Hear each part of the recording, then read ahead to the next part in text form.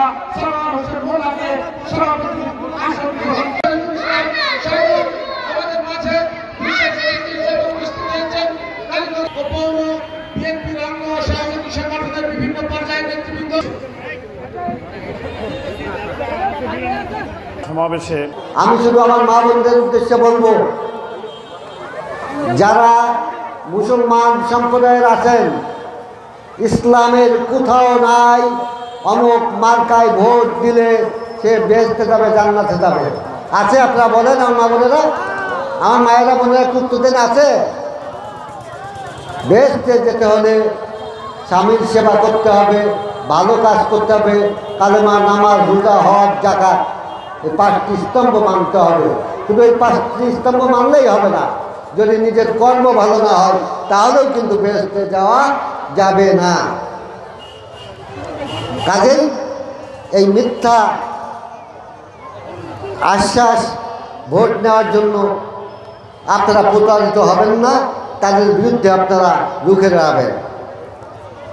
আমার মায়েরা বোনেরা, কেন আপনারা আগামী নির্বাচনে ধানের শীষে ভোট দেবেন? আপনাদের মনে প্রশ্ন রাখতে পারে,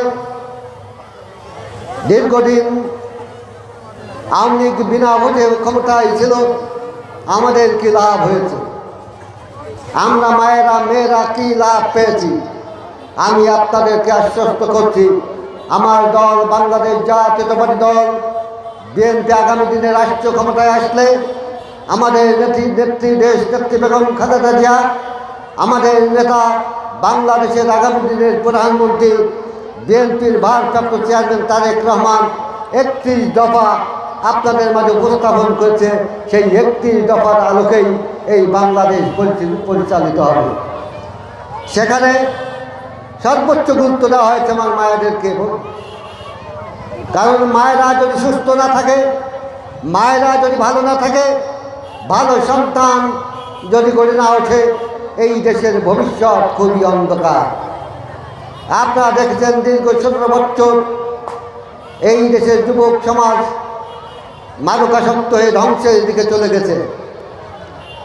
তাই আমাদের 31 দফার ভিতরে আছে, আগামী নির্বাচনের মধ্য দিয়ে বাংলাদেশ জাতীয়তাবাদী দল ক্ষমতায় আসলে আপনারা ধানের শীষে ভোট দিলে আমাদের মায়েদের জন্য মাতৃত্বকালীন ভাতা বাংলাদেশ জাতীয়তাবাদী দলের সরকার গঠন হলে সেটার ব্যবস্থা করবে।